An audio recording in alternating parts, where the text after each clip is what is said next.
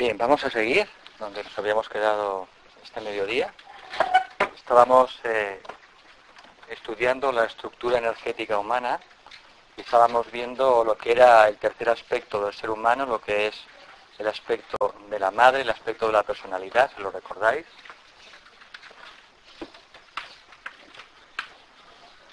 El espíritu, el alma y la personalidad. Y la personalidad hemos visto el cuerpo físico, el cuerpo etérico, que forman una unidad, el cuerpo emocional, y ahora nos queda ver brevemente el cuerpo mental. Bien, se dice que en sanación el cuerpo mental no es un gran problema, porque afortunadamente no pensamos demasiado, dicen los maestros. La capacidad mental es mínima. Sobre todo, la humanidad funciona desde el plexo solar. Siente, desea, se emociona, pero todavía el ser humano no ha entrado en el aspecto creador mental verdadero. No sabemos lo que es todavía pensar ni crear con el pensamiento. Estamos utilizando un 7-8% de la capacidad mental creadora. De manera que hay muy pocas enfermedades que tengan su origen en la mente. Muy pocas. Porque todavía no estamos polarizados todavía en la mente. Estaremos polarizados dentro de varios miles de años.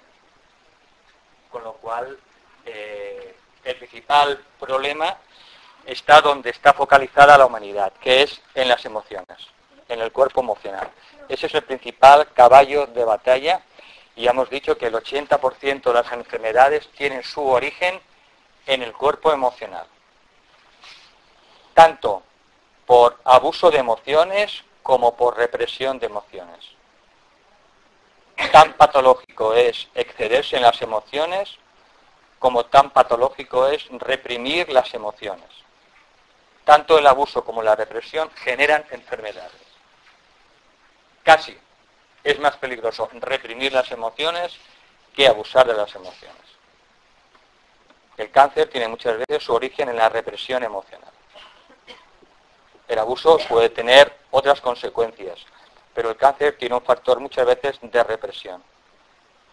Y tiene su origen, como ya hemos dicho, en la época atlante, en la raza atlante. Entonces, a nivel del cuerpo mental, simplemente hay que intentar nutrir la mente con pensamientos de vez en cuando elevados. Tener momentos de estudio durante el día, momentos de reflexión, momentos de concentración y reflexión en pensamientos simientes. Por eso es útil leer escrituras sagradas. Cualquier escritura sagrada que ha sido fruto de la revelación divina a través de un ser humano, ayuda a que el ser humano eleve su frecuencia mental vibratoria de las cosas puramente del mundo físico hacia los planos espirituales. Por eso es importante cada día leer al menos 5 o 10 minutos escrituras sagradas o libros que han sido revelados a través de los discípulos por los maestros de la Gran Fraternidad Blanca, los maestros de la jerarquía. ¿Qué libros se consideran que han sido revelados por la propia jerarquía a través de discípulos avanzados? Bien, a lo largo de la historia humana hay libros concretos sagrados que tienen esas revelaciones en todas las religiones. El Gita, el Nuevo Testamento, pero en los dos últimos siglos, la jerarquía a finales del siglo XIX, desde el año 1875, hizo un esfuerzo especial para revelar su trabajo y revelar sus planes a la humanidad, preparando la nueva era. Esta revelación la hizo a través del movimiento teosófico en el mundo y especialmente a través de las revelaciones que hizo Blavatsky. Blavatsky escribió libros inspirados directamente por la jerarquía, como son Isis sin velo, y fundamentalmente la doctrina secreta. En la doctrina secreta, Blavatsky reveló esa sabiduría y esos planes de los maestros, de los Mahatmas, para la humanidad. Reveló secretos sobre la cosmogénesis, el origen del universo, antropogénesis, el origen del hombre, las razas anteriores a la actual. Habló sobre simbología arcaica. No pensemos que la cruz es una cosa cristiana o que la esvástica era una cosa que utilizaron los nazis. Son símbolos antiquísimos. Todo esto está expuesto en sus libros. Son 6 volúmenes sobre todos estos temas y son considerados por los discípulos avanzados las revelaciones que vienen de los propios maestros. Más adelante, en el siglo XX, y a través de otra gran discípula, otra mujer, Alice Bailey, también la jerarquía, en un trabajo de 30 años a través de Alice Bailey, un maestro de la jerarquía llamado el tibetano o el maestro Balkul, manifestó y expresó también toda esa sabiduría, ese segundo plan de la sabiduría a la humanidad, revelando 26 libros de filosofía esotérica que hablan sobre todos estos conocimientos y esta sabiduría y también como preparación para la nueva era. Especialmente desarrolló el tema de los 7 rayos, que son las 7 grandes corrientes de energía que gobiernan todo el universo, que gobiernan todos los reinos de la naturaleza y que forman parte de todo el universo y de nosotros mismos. La clave del autoconocimiento es el conocimiento de nuestros propios rayos. Cuando se dice hombre, conócete a ti mismo, se refiere al conocimiento de nuestros 5 rayos. El rayo de nuestra alma, el rayo de nuestra personalidad, el rayo de la mente, el rayo del cuerpo emocional y el rayo del cuerpo físico. El conocimiento de estos rayos ayuda a conocernos perfectamente, a conocer la fuente de los conflictos en la vida que tenemos y a conocer el método para superar y trascender todas nuestras limitaciones. A través de la astrología espiritual y de la psicología espiritual, uno puede llegar a conocer sus propios rayos. Y eso es también muy importante. Finalmente, la jerarquía, a través de otra mujer, Elena Roerich, especialmente uno de los maestros de primer rayo, el maestro Moria, también reveló a través de lo que se llama la literatura del Agni Yoga, el yoga del fuego, reveló a través de esta mujer esa sabiduría, esa tercera oleada, a través de los libros que le dictó telepáticamente también a Elena Roerich. Por tanto, estos libros se consideran de primera mano una fuente primordial de la enseñanza directa de la jerarquía, a través de sus discípulos. Y en ellos está expuesta todo el plan de la enseñanza para la nueva era. De manera que tenemos bibliografía seria, que contiene simientes, por supuesto hay muchos más libros, profundos y serios, pero estos libros especialmente son libros importantes y profundos que contienen semillas para que germine en el buscador la verdadera sabiduría. Entonces cada día tenemos que cultivar nuestra mente, tenemos que leer unos fragmentos de estos libros o de otras escrituras para elevar al máximo la vibración de nuestra mente, especialmente antes de dormir.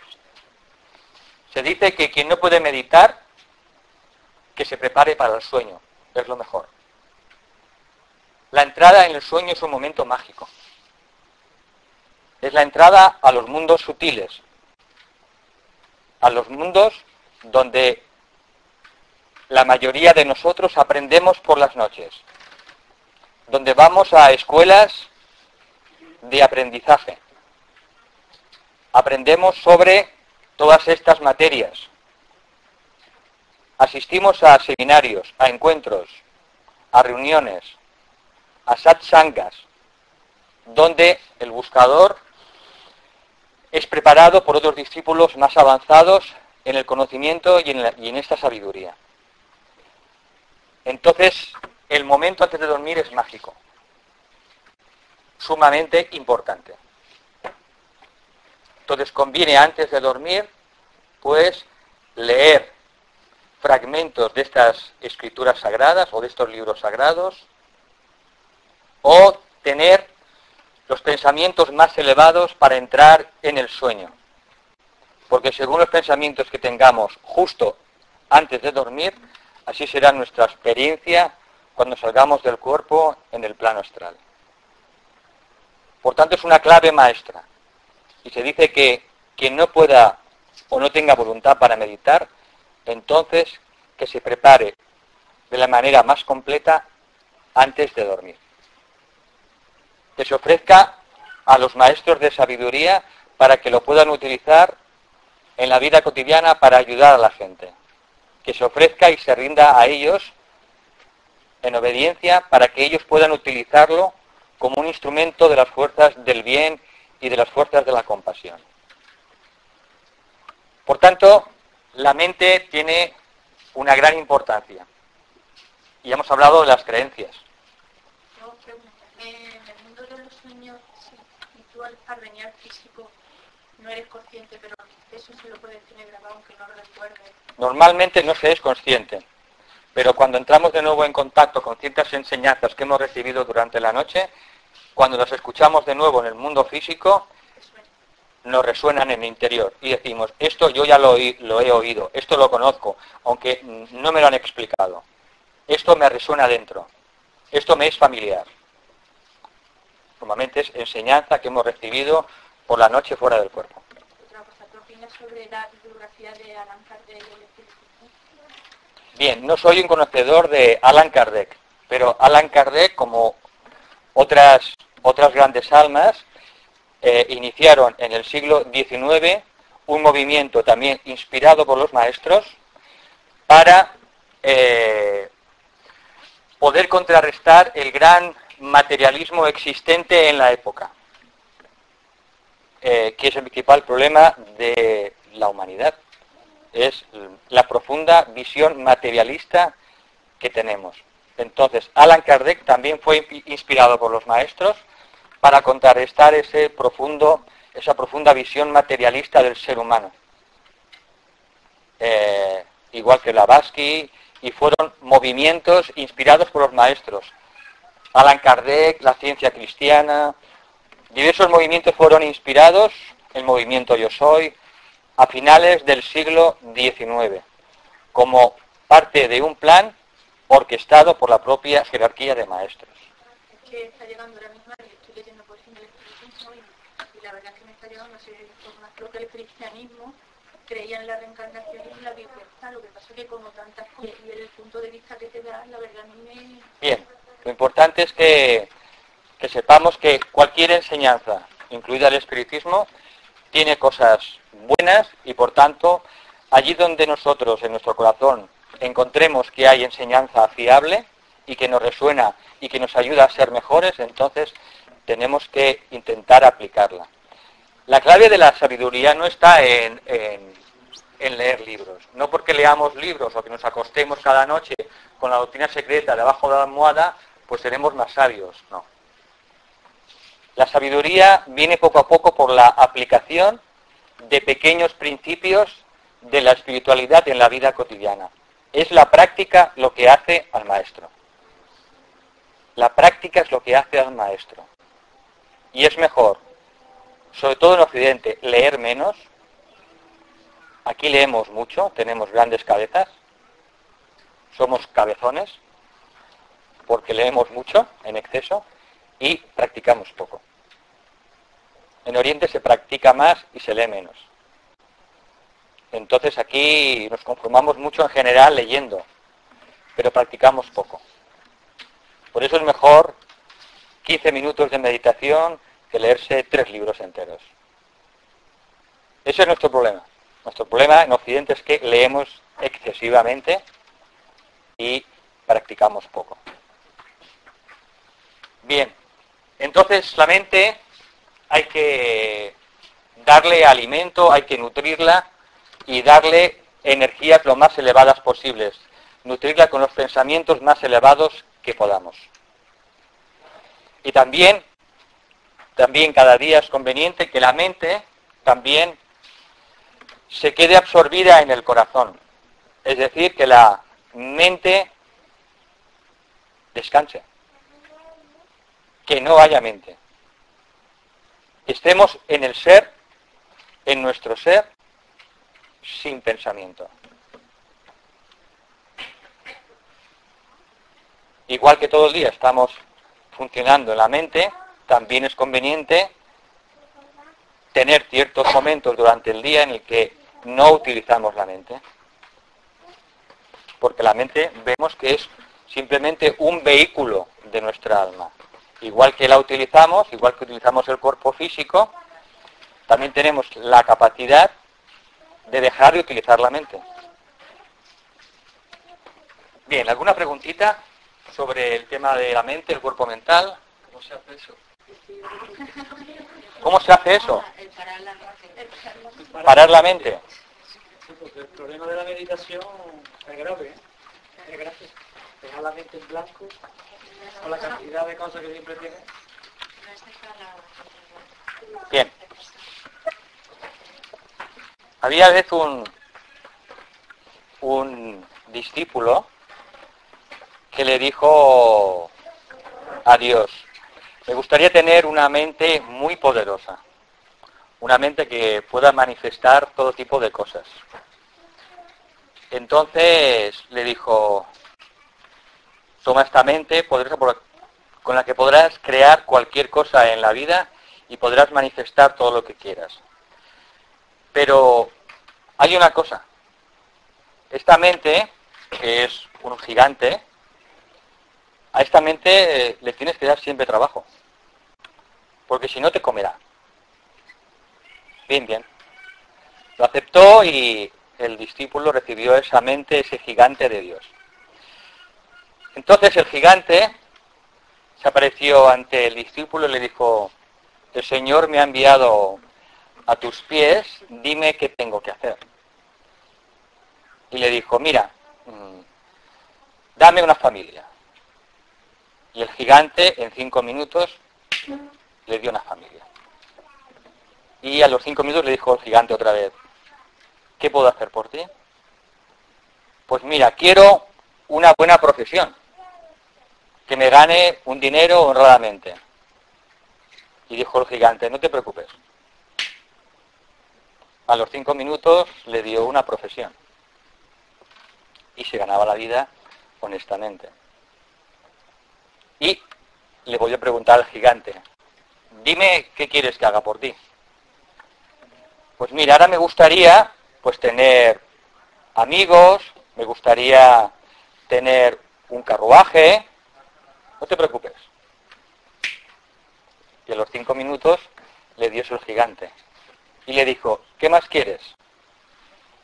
Bueno, entonces ya se le acababan las cosas que pedir al discípulo. Y el gigante le decía: pídeme que te como, Pídeme que te como. Espera. Mira, ahora quiero tener un jardín y quiero tener un bosque al lado de casa. En 5 minutos le consiguió el jardín y el bosque. ¿Qué más quieres? Pídeme más cosas. Pues es que no sé ya. Y le dijo: no, pídeme que te como. Y empezaba ya a angustiarse el discípulo. Total, que es que no sabía qué pedir y salió corriendo. Y el gigante salió detrás de él: pídeme que te como. Pídeme que te como.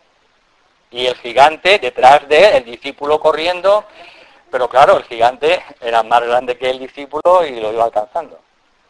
Entonces encontró un ashram de un maestro y le dijo al maestro: maestro, ayúdeme, que hay un gigante detrás mío que me está corriendo detrás y que me va a comer. Dice: bueno, espera un momento, ¿qué te pasa? No puedo correr porque como me pare me come. Y dijo: venga, voy a hacer una cosa por ti, voy a parar momentáneamente al gigante y me explicas qué te pasa. Entonces hizo un conjuro el maestro y paró al gigante. Y entonces el discípulo, cansado, le dijo: a ver, venga, explícame qué te pasa. Pues nada, que es que el Señor me ha dado un gigante y es que me va a comer. Ya me canso de decirle cosas, de pedirle cosas, y ya todo lo que he pedido me lo ha dado, y bueno, es que ya no se me ocurre nada más. Y me va a comer. Ya ese es el problema. Sí, para mí es un gran problema porque mira, que tiene la boca abierta y me va a comer. Entonces, le dijo el maestro, pues muy sencillo, yo tengo la solución. Dile al gigante simplemente que tú lo utilizas cuando te haga falta. Cuando sea necesario, tú lo utilizas. Y cuando no, dile que suba y baje del árbol. Que suba y baje del árbol. ¿Que lo necesitas? Pues lo llamas y le pides lo que quieras. Pero cuando no necesites al gigante, dile a subir y bajar el árbol. ¿Sí de sencillo? Digo, sí, ¿ves? Las mejores soluciones son sencillas. Que suba y baje el árbol y se acabó el problema.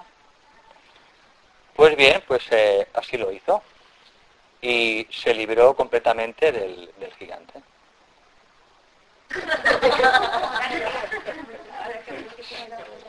¿Sabéis, no? Que subir y bajar el árbol. Subir y bajar el árbol subir el árbol es la inspiración y bajar el árbol es la expiración.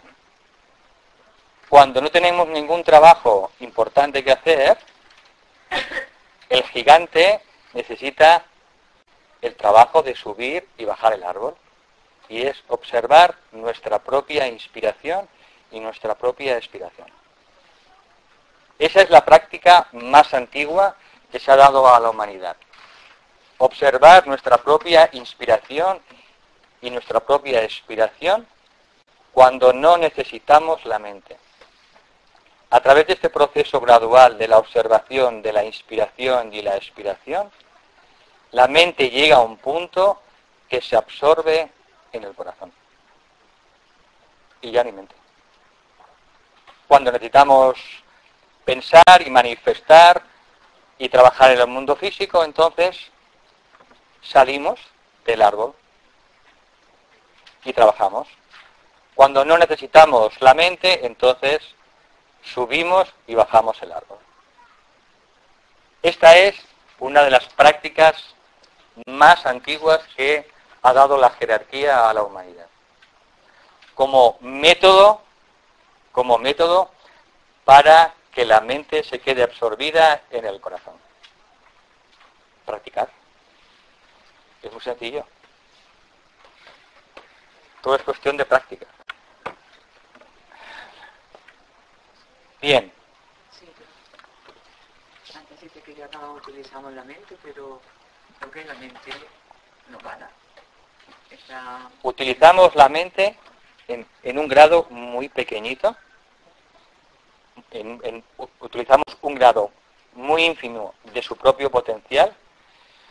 Y por eso, he dicho antes que por eso hay pocas enfermedades que tengan su causa en la mente, en el campo mental.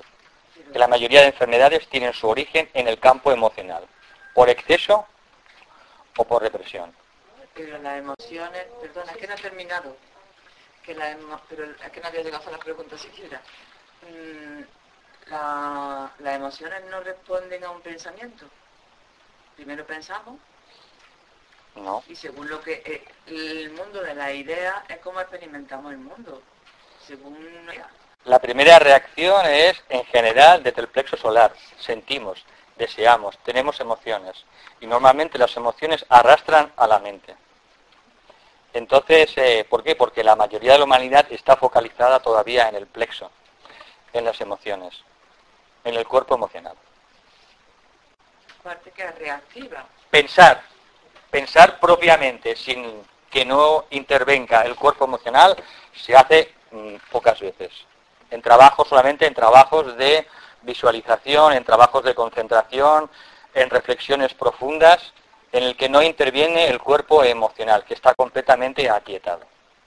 Por eso nos dicen que la humanidad está focalizada en el cuerpo emocional, no está focalizada todavía en el cuerpo mental. Y que tenemos todavía que utilizar el verdadero poder creador de la mente. Estamos en los inicios. La mente tiene un poder que utilizan los grandes iniciados y maestros que se llama el poder de Kriya Shakti, que es el poder creador. Un iniciado, un maestro, puede crear cualquier cosa con la mente. Puede materializar cualquier objeto con la mente. Tenemos el ejemplo reciente en Sai Baba, Param Blavatsky y todos los grandes iniciados. Son capaces de materializar objetos. Solo con el poder de Kriya Shakti, el poder creador de la mente. ¿Por qué? Porque la mente es creadora.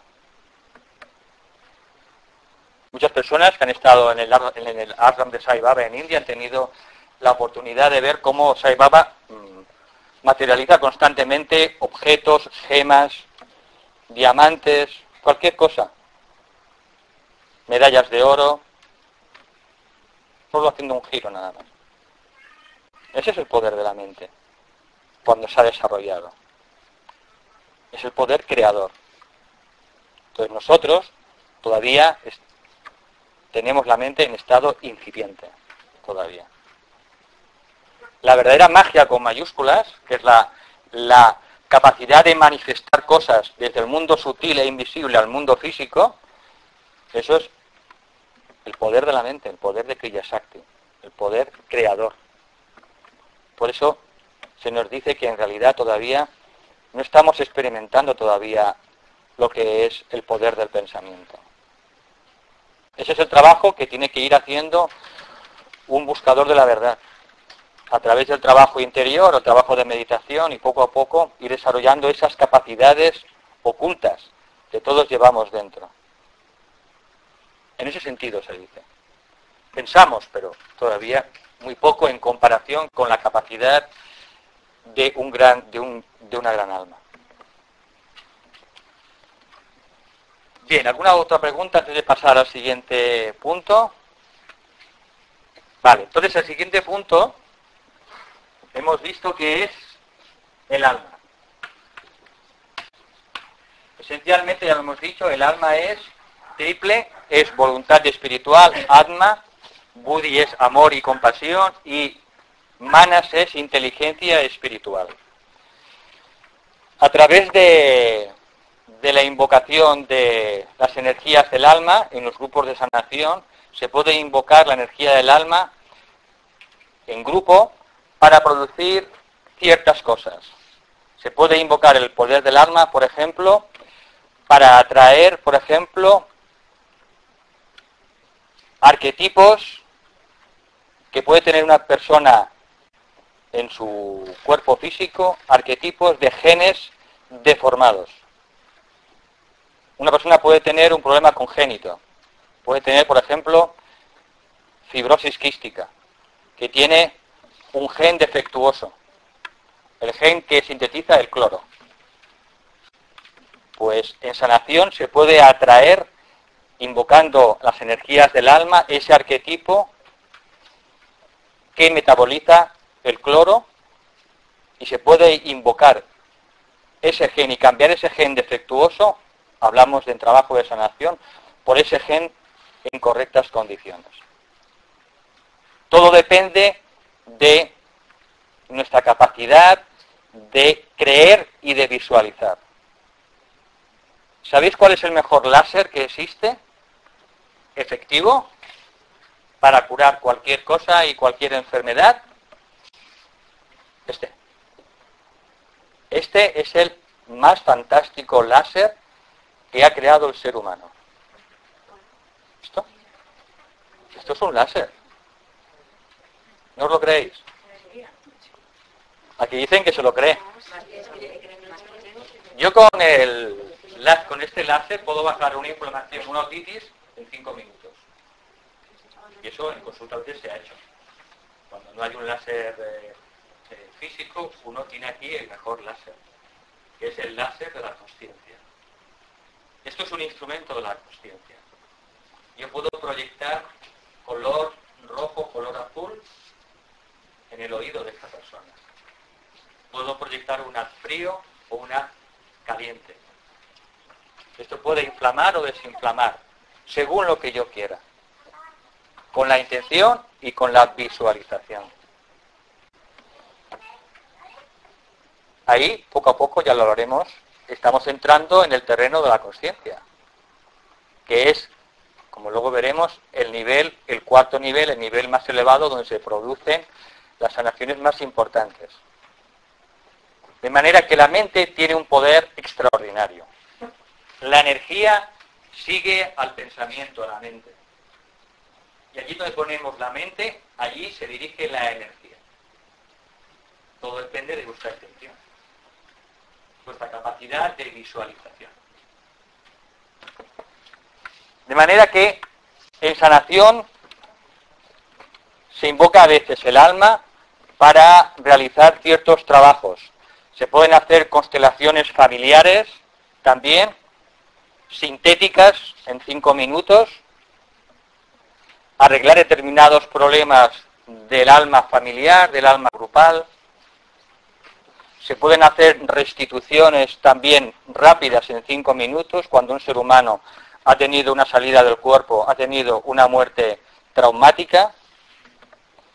Todo eso se hace invocando la capacidad del alma. Tenemos todos la capacidad para invocar las energías del alma mediante el trabajo de visualización y de invocación. Todo depende si empezamos a creer que podemos. Si tenemos este marco, no podremos. Si este marco de esta mañana, ¿os acordáis? Ahora es más grande este marco, ¿verdad?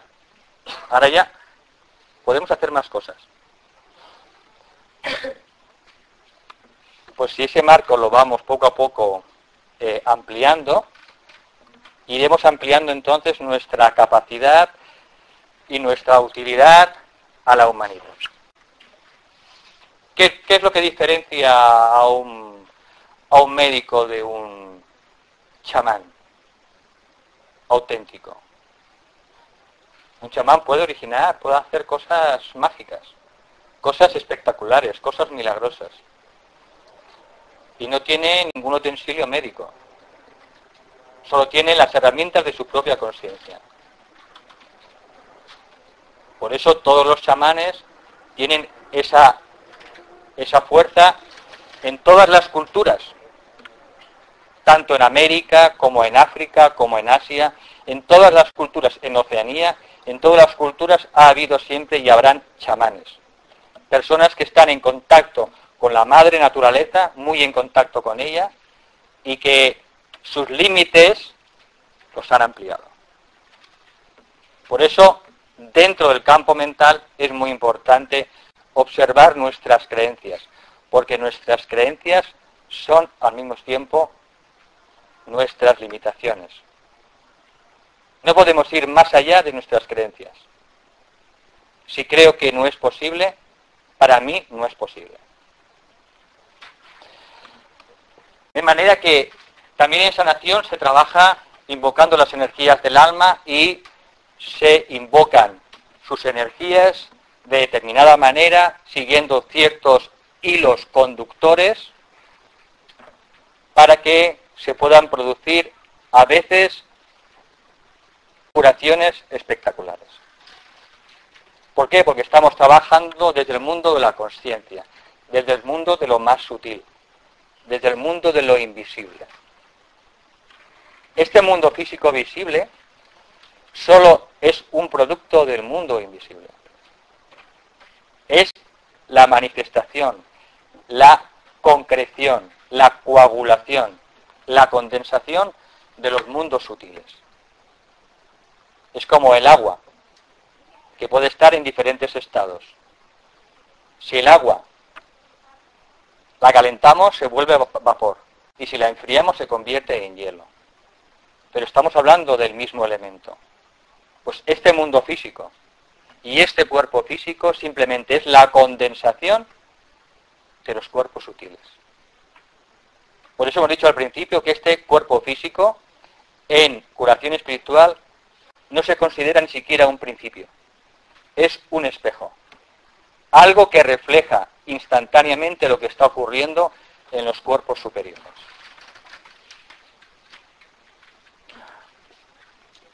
Bien, esta es una visión sencilla, puede haber otras, por supuesto, de lo que es la estructura energética del ser humano.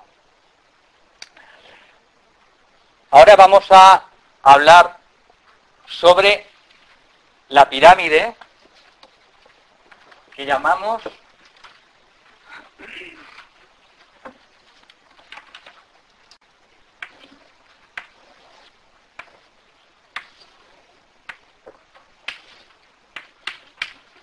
conciencia,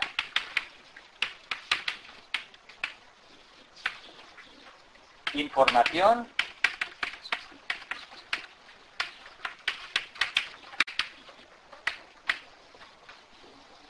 energía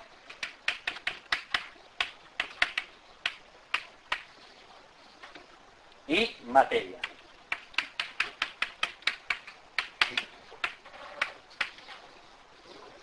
Si entendemos esta pirámide, entenderemos todo lo que atañe a la salud y la enfermedad. Todo lo que ocurre en la salud humana, lo que es la enfermedad, y también el lugar que ocupan todas las terapias, lo entenderemos entonces dentro de este puzzle. ¿Qué viene a decir esto? Viene a decir que todo en el universo, cualquier punto en el universo, en el espacio o cualquier punto en un ser viviente, todo, absolutamente todo, contiene cierto grado de conciencia, cierta información, cierta energía y cierta materia. Un átomo tiene cierta grado de materia, se mueve a gran velocidad, contiene energía, tiene una información ese átomo, que dice que ese átomo es de hidrógeno y no de oxígeno, porque cada átomo se comporta de manera diferente. Y además tiene una consciencia, porque ese átomo también tiene una consciencia.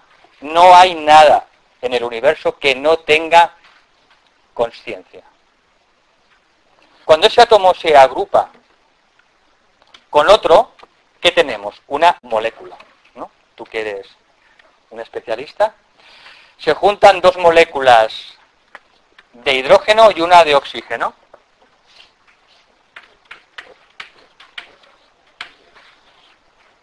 Tenemos entonces una molécula de agua que tiene una materia, cierta energía que da la vida. Sin el agua la vida no existiría en el planeta. Contiene cierta información. Puede quedar cargada esa molécula con información. Sabéis todos los estudios de este japonés, del Masamu Emoto, todo esto lo sabéis, los cristales del agua. Y también tiene una consciencia, esa molécula de agua. ¿Verdad que es diferente una molécula de agua de una molécula de agua oxigenada? Una molécula de agua oxigenada son dos átomos de hidrógeno y dos átomos de oxígeno. ¿Verdad que yo no me puedo pegar un lingotazo de agua oxigenada? Me pondría fatal. No sé si me da algo, pero me pondría fatal. El agua oxigenada tiene una consciencia. ¿Para qué sirve? Pues para limpiar, para desinfectar, y cumple otros usos. Tiene otras propiedades, otras cualidades. Por tanto, la molécula de agua oxigenada tiene consciencia, información, energía y materia. Y lo mismo si vamos poco a poco avanzando. Las moléculas forman células. Las células también tienen conciencia, información, energía y materia. No es lo mismo una célula del hígado que una célula del cerebro. Aunque estén todas compuestas de átomos parecidos, pero no. La consciencia de una célula del hígado es distinta a la del cerebro. Y las células se agrupan para formar órganos. Y los órganos se agrupan para formar tejidos. Y los tejidos se agrupan para formar cuerpos. Así, un animal o un vegetal no se parecen en nada a un ser humano. Un vegetal o un animal tienen cierta consciencia, la podemos ver o intuir, circula en ese animal una información, tiene cierta energía y su materia, su cuerpo, es distinto del cuerpo de un ser humano. ¿Me seguís? Y un ser humano tiene cierta materia en el cuerpo físico tiene cierta energía, circula cierta información y un ser humano tiene cierta consciencia. Bien, habiendo visto esto de manera general, podemos empezar a niveles prácticos estudiando un poco qué es cada cosa. También luego veremos que en las terapias, en todo tipo de terapias, cada terapia se encuentra en uno de estos 4 niveles. Hay terapias que trabajan a nivel de la materia únicamente, terapias que trabajan a nivel de la energía, terapias que trabajan a nivel de la información y otras trabajan a nivel de la consciencia.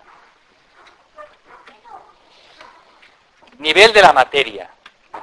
¿Qué podemos decir del nivel de la materia? Ahora todo esto aplicado al ser humano, evidentemente. En el nivel de la materia, que es el cuerpo físico humano, lo más importante es, sobre todo, el sistema nervioso, el cerebro. El cerebro es lo más importante en la materia que constituye a un ser humano. El sistema nervioso y el cerebro es fruto de una evolución de millones y millones de años. Es la parte, jerárquicamente hablando, más importante del ser humano. Dentro del cuerpo existen jerarquías. La jerarquía también está en nuestro cuerpo. Es más importante el corazón, ¿verdad?, que el pulgar del pie. Es más importante el cerebro que los intestinos. El lugar más importante en el cuerpo, jerárquicamente hablando, lo ocupa el cerebro. Es el que gobierna todo este nivel de la materia. ¿Qué terapias trabajan en ese nivel? Para ir viendo cosas más concretas. Pues son todas aquellas terapias que trabajan a nivel de las moléculas. La medicina alopática, por ejemplo. La medicina alopática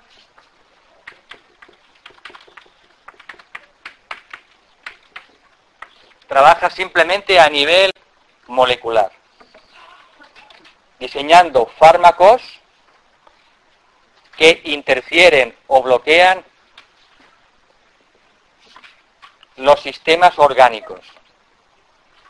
También la naturopatía trabaja a nivel del campo de la materia, pero ya un poco más sutil, porque las plantas medicinales, por ejemplo, o los complementos de alimentación ortomoleculares, las vitaminas, hay algunas cosas de estas que están trabajando ya en el nivel o en la interfase entre la energía y la materia.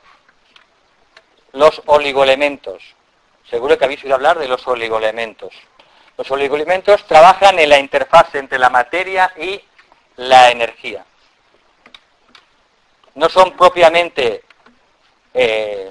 materia, pero tampoco son solamente energía. Pero diminutas cantidades de oligoelementos pueden producir cascadas de reacciones en nuestro organismo. Simplemente, pues tomando zinc, por ejemplo, en microdosis, podemos producir cascadas de reacciones en el cuerpo. U otros oligoelementos. Nivel de la energía. Ahí, en el nivel de la energía, tenemos la medicina tradicional china, que es una de las maestras que ha estudiado preferentemente el tema de la energía. Los sistemas como la medicina tradicional china, la acupuntura, trabajan esencialmente en el segundo nivel, el campo de la energía. También masajes energéticos tipo shiatsu u otros parecidos trabajan movilizando la energía, intentan movilizarla, desbloquearla para que circule con armonía y con normalidad.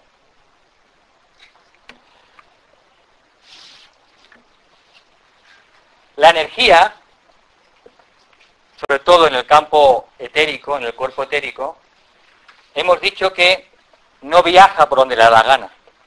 La energía viaja por unos biocircuitos. Es lo que se llama en medicina china los meridianos, y en el Ayurveda o en el yoga se llaman los nadis. Los nadis son, o meridianos son, tubitos, túbulos muy pequeños por los que circula esa energía. Cuando esa energía circula en exceso, o circula en defecto, o está bloqueada, produce por tanto enfermedad. Son los tres problemas que puede pasar con la energía: que circule en exceso, que tengamos insuficiente energía o que esté bloqueada. Así pues, podemos tener determinados problemas. Podemos tener a lo mejor un lacrimal que nos llora a menudo, podemos tener un problema en el estómago, podemos tener además un problema en una pierna, y todos son síntomas de un biocircuito o meridiano que está bloqueado. No son síntomas distintos. Desbloqueando ese meridiano, desaparecerán automáticamente todos esos problemas, porque es el biocircuito el que está bloqueado. De manera que entendamos que la energía en el cuerpo etérico del ser humano viaja por esos biocircuitos. Por eso es importante mantener el cuerpo etérico lo más saludable posible. Existen 3 biocircuitos o nadis que son los más importantes desde el punto de vista de la sanación espiritual. Es lo que se llaman los biocircuitos o nadis de la espalda. Están en la columna vertebral en el interior, en la médula espinal, a la izquierda y a la derecha. Son los nadis que se llaman Ida, Pingala y Sushumna. Estos nadis se van entrecruzando por la espalda y llegan desde el coxis hasta el centro coronario encima de la cabeza. Estos nadis, cuando están bloqueados, pueden producir también determinadas enfermedades. ¿Alguna preguntita hasta aquí? La compañera que estudia medicina china, básicamente es lo mismo, pero a lo mejor con otro lenguaje. ¿De acuerdo? ¿Qué ocurre cuando bloqueamos un biocircuito? Muy a menudo esto pasa en los chicos o las chicas que se ponen pues un piercing. Se ponen un piercing en el ombligo o un piercing en la lengua. Se pone el piercing esa persona y al cabo de un tiempo empieza a decir que se encuentra agotada, que tiene poca energía, que se encuentra desvitalizada y poca energía. Se quita el piercing y al cabo de unos días esa persona vuelve a recuperar su energía. Pues sencillamente que ese piercing estaba bloqueando un biocircuito o un meridiano importante como es el vasoconcepción. Tenemos 2 meridianos importantísimos que dan la vuelta a todo el organismo. Se llama el vasoconcepción, que va por delante, y el vasogobernador, que va por toda la espalda. Estos biocircuitos tienen que estar íntegros. Por eso, ojito con los piercings en determinadas zonas que pueden alterar ese flujo energético. Dime. Vasoconcepción y vasogobernador. Esos son 2 meridianos importantes.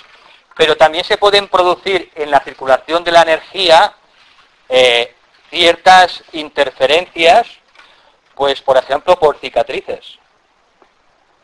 Una cicatriz importante, a veces una cesárea o otras operaciones importantes, pueden producir un bloqueo en la circulación de la energía y a partir de ese momento la persona o la mujer empieza a tener muchos problemas. Problemas de agotamiento, desvitalización, problemas en las rodillas, en los pies. a partir de esa cicatriz, que se ha convertido en lo que se llama una cicatriz tóxica. Tóxica, ¿por qué? Porque impide el libre flujo de la energía y ha roto un meridiano, un biocircuito. También en el tema de la energía, mucho cuidado también con las cicatrices interferentes en la boca. Mucho ojo con los implantes en la boca y ciertos empastes que se hacían antiguamente que llevan o llevaban sobre todo mercurio. Pueden crear interferencias importantes que afecten después a cierto órgano, porque cada diente se conecta con un biocircuito de determinado órgano. Cada diente se conecta con un órgano. Y una interferencia en un diente o en una muela puede afectar a un órgano distante por el biocircuito, por lo que hemos explicado. Por eso, ojo con las amalgamas antiguas que llevaban esas de plata, que llevaban en la aleación mercurio. Si también después soluciones, o lo está diciendo luego, pero... Soluciones. Sí, tiene Soluciones, amalgamas. El La... piercing, quitarse el piercing. Pero, ¿y el agujero? Eso es fácil, lo del piercing. Pero ¿y el Las amalgamas, mi consejo, quitaros las amalgamas. Pero es preferible... Las de... ¿Quitar el diente, a tener la amalgama? No, hay que quitar la amalgama. Cuando la amalgama es antigua, es de esas plateadas que llevaban aleación de mercurio. Hoy en día prácticamente ya no se utilizan, son amalgamas de cerámica. Pero hay personas que antiguamente, y las conservan todavía, pues llevan amalgamas de esas de metal. Por tanto, cuidado, en ese aspecto mejor quitárselas. Porque además el mercurio va desprendiéndose lentamente y va produciendo un estado paulatino de envenenamiento del organismo. Quitarla es bastante complicado, todo el mundo no lo hace bien, entonces tanto riesgo es quitarla. Pues hay que ir entonces, si es riesgo, hay que ir a un dentista holístico. Informaros, hay dentistas ya holísticos que saben todas estas cosas. En Córdoba también, seguro, hombre. Seguro que hay Córdoba. Cuando has hablado de los dos biocircuitos de Ida y Alcalá, esos dos biocircuitos es por donde se trabaja la energía a nivel sexual. A través de los chakras. Luego, tema de las cicatrices. No todas las cicatrices son tóxicas, ni mucho menos. Pero algunas son tóxicas. Son interferentes. Rompen un biocircuito de energía. ¿Qué se puede hacer? Pues lo mejor es la terapia neural. La neuralterapia. A través de una inyección con procaína, que es un anestésico suave, se restablece automáticamente ese biocircuito. Y la persona que padecía múltiples síntomas en el pasado, en cuestión de 1 minuto, se cura de todos los síntomas. Espectacular, en 1 minuto. Porque se restablece la información y se restablece la energía.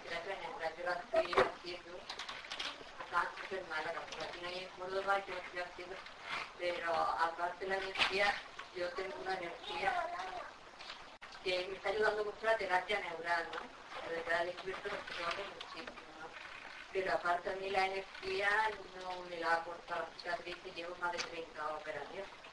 Fijaros, esta mujer con 30 operaciones, pues lógicamente tiene cicatrices tóxicas. En su cuerpo entonces la energía por muchos meridianos y biocircuitos está bloqueada, no circula. A través de la terapia neural se puede eso volver a recuperar y de nuevo los biocircuitos se recuperan y funcionan. ¿Puedes repetir el nombre de la Se llama neuralterapia o terapia neural e inyectan procaína. La inyectan, digamos, profesionales de la salud, médicos, son médicos que trabajan y se han especializado en terapia neural. Pero ese que te hace exactamente, o sea, te pone... te ponen esa sustancia en el interior, debajo de la epidermis, y entonces se restablece el biocircuito. Es como un cemento reparador. ¿Y cómo se sabe si el biocircuito tiene...? Por los síntomas que puedas tener. Normalmente, cuando un biocircuito o un meridiano está bloqueado o no circula la energía, a partir de esa situación, de esa cicatriz o de ese problema, la persona empieza a tener diferentes problemas. Una mujer que le hacen una cesárea y antes de la operación estaba bien, y después de la operación, al cabo de un tiempo, empieza a estar agotada, pero por los suelos. Empieza a tener agotamiento. Empieza a desangrarse prácticamente a nivel energético. Por ahí se va yendo, es una fuga energética. Por ahí energéticamente se va desangrando. Por eso no tiene energía. Y le diagnostican pues agotamiento severo, o empiezan a diagnosticarle fibromialgia o a diagnosticarle otras cosas. Fatiga crónica. Todo apareció a raíz de esa cicatriz. Está claro. Cuando esos síntomas aparecen, entonces uno puede deducir que tiene una cicatriz tóxica. ¿Y por aquí que habían hablado de los implantes? Hablamos de las amalgamas solamente, hablamos de las amalgamas antiguas, esas plateaditas, tan preciosas. ¿Y qué síntomas tiene? Bueno, puede dar síntomas también extraños. Síntomas de agotamiento, puede también dar síntomas en el órgano conectado con ese diente, con ese biocircuito. Hay mapas dentales en internet que uno puede ver la correspondencia entre cada diente y los diferentes órganos del cuerpo, como en osteopatía, ¿no? Que hay correspondencias, son biocircuitos. Entonces uno puede deducir que si a partir de ese implante en tal diente que tiene tal correspondencia con el estómago, a partir de ese implante empieza a tener problemas de estómago, pues a lo mejor es que hay un problema en ese biocircuito.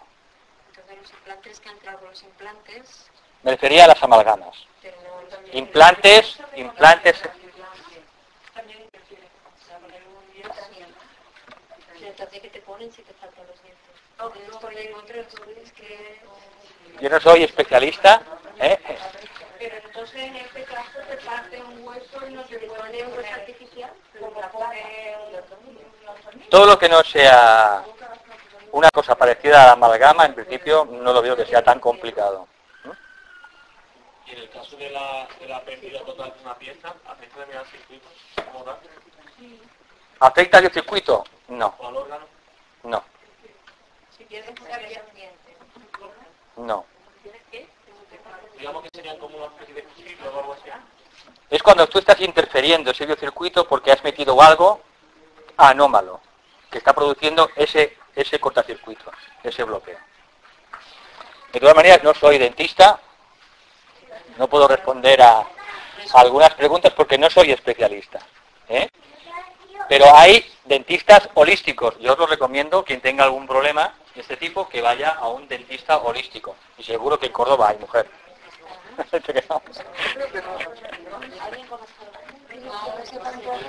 ¿O hay?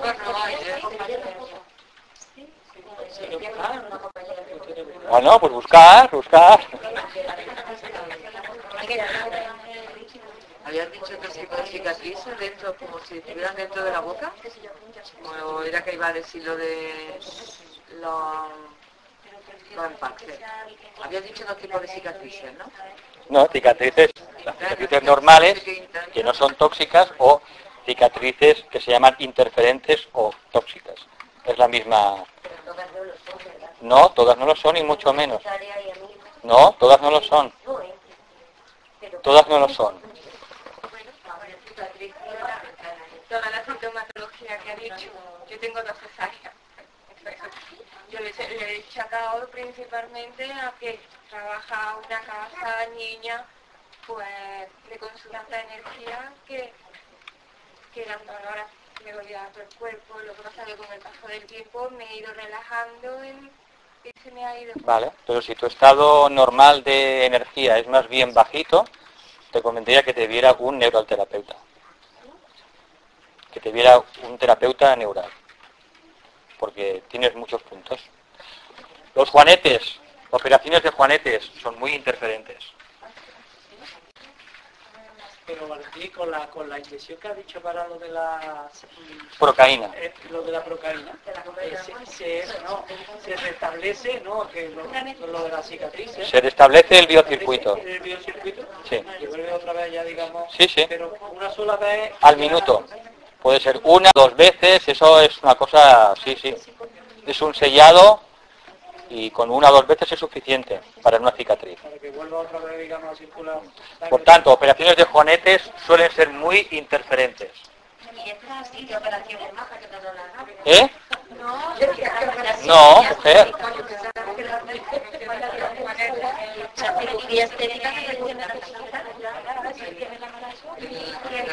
Bueno, habría que ver o ver por los síntomas que tienes. Insisto, no toda cicatriz es tóxica. ¿Eh?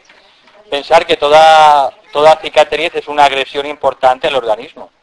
Entonces no hay que ser muy alegre con las operaciones. Todo tiene consecuencias.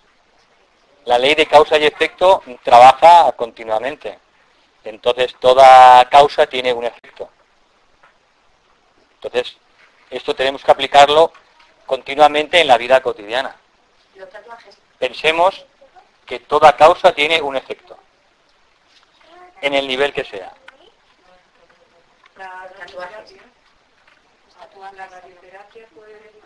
Cicatrices no, puede dejar un alto grado de contaminación electromagnética en el organismo.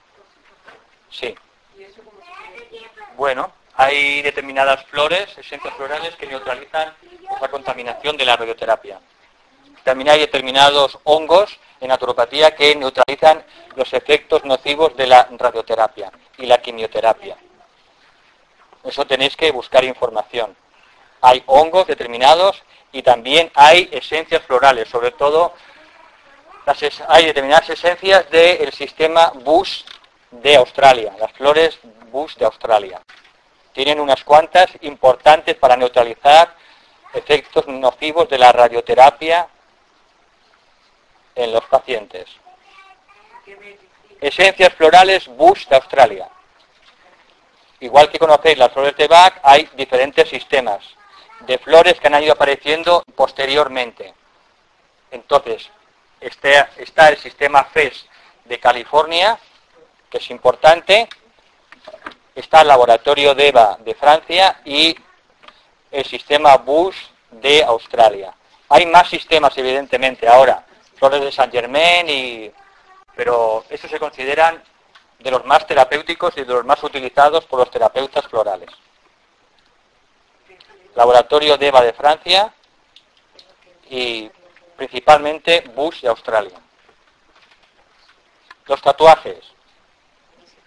Los tatuajes, yo no he leído nada todavía sobre que causen interferencias. A lo mejor dentro de un tiempo pues se descubre que pueden ocasionar en el organismo cierto grado de contaminación debido a las sustancias que contienen. No lo sé. La verdad es que no he leído información. Pero tranquila, mujer, mi hija también tiene un tatuaje como tú. Como mi hija, yo no. Ah. ¿Verdad? Que el piercing no se lo quiere quitar. Y sí que está mal. Bien, no siempre, tampoco un piercing produce un bloqueo en la energía, en el biocircuito. Me han dicho que ahora últimamente muchos profesionales de los piercings lo dicen, que si después de poner el piercing al cabo de unos días nota que empieza a tener bajada de energía, a agotarse, que está muy cansada, que venga, que tendrán que quitárselo. Me parece que ahora algunos ya lo están diciendo.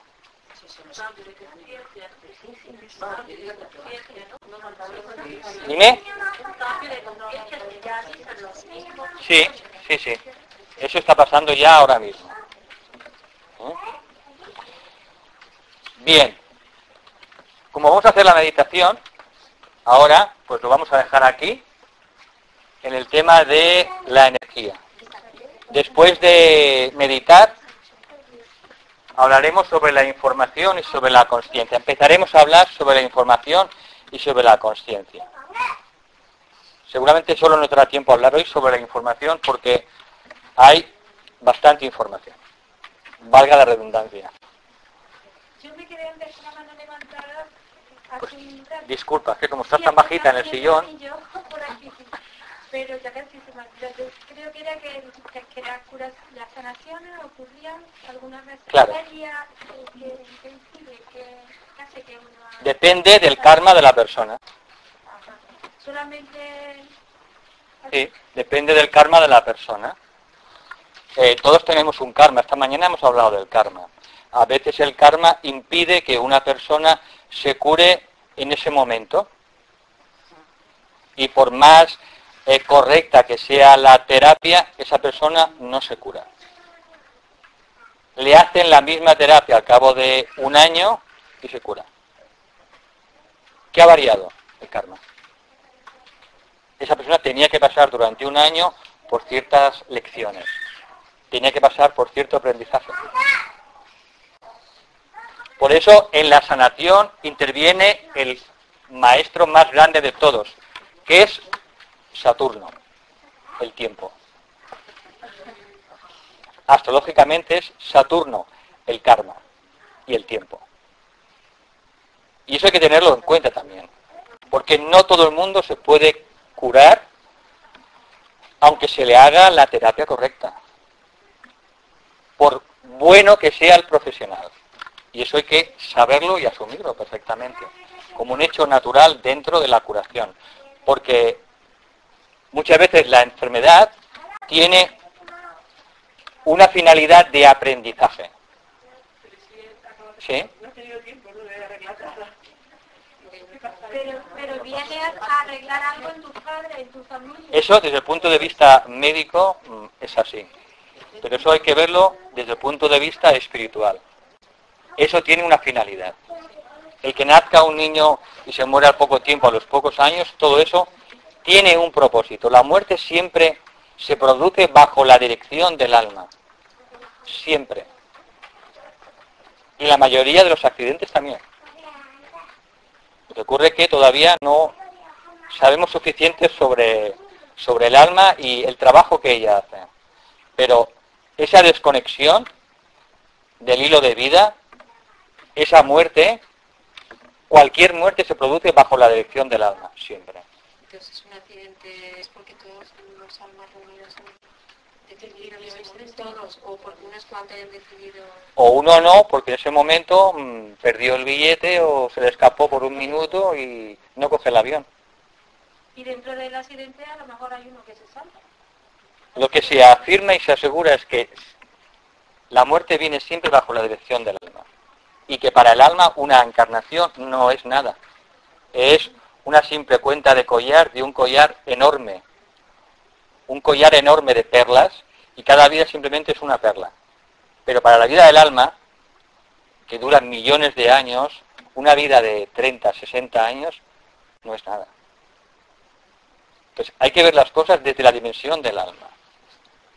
Una simple encarnación aporta un fragmento muy pequeño de experiencia, para lo que es la gran experiencia de nuestra propia alma. Nuestra alma, nuestro yo superior, nuestro ángel solar, el de todos nosotros, en su propio plano, ya es un maestro de sabiduría. Es inconmensurable su amor y su sabiduría. Pero cuando él emana una pequeña porción de sí mismo, de su propia conciencia, y tiene que atravesar los tres mundos y los tres cuerpos, al final queda muy poquito de esa grandiosidad del alma humana. Imaginaros que tenemos una luz, una bombilla. Una bombilla de 220 voltios.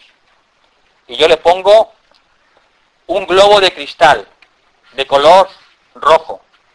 Y sobre ese le pongo un globo de color verde. Y sobre ese le pongo un globo de color gris. ¿Qué luz veremos en el exterior? Prácticamente nada. Pero la luz, el alma, está ahí brillando constantemente. Todo el proceso de el discipulado, todo el proceso espiritual es el proceso de sacarle brillo y quitar esos colores a fin de dejar esos 3 globos transparentes. Si yo soy capaz de limpiar esos 3 globos, ese globo mental, ese globo emocional y ese globo físico, y los limpio, ¿qué veremos? La luz perfectamente. Siempre está ahí la luz, el alma, pero no puede brillar en el mundo físico. ¿Por qué? Porque la opacan, la oscurecen los 3 cuerpos. Son muy oscuros. No son transparentes al alma, no son translúcidos. Eso es la espiritualidad en la vida diaria. Dicho de otra manera, un proceso gradual, vida tras vida, para dejar los 3 globos, los 3 cuerpos transparentes, para que el alma pueda manifestar toda su voluntad, su energía, su amor y su luz. Pero siempre ha estado ahí, y está ahí. Bien, vamos a dejarlo aquí, si os parece. Vamos a hacer ahora una pequeña meditación.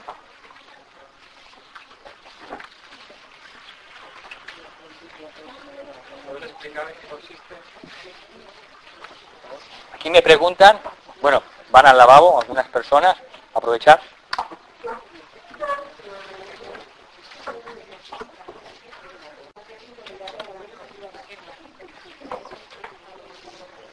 Cuando vengan lo explicamos.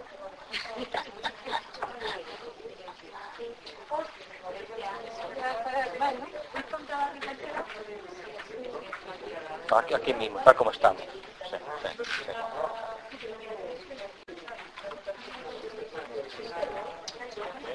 sí. La